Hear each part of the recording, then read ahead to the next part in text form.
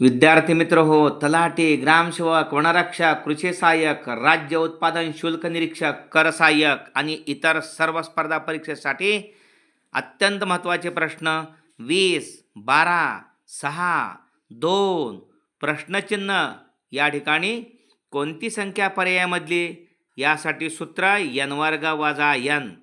उदाहरणार्थ n म्हणजे 1 पासून सुरुवात करायची. 1 चा वर्ग 1 वजा 1 0.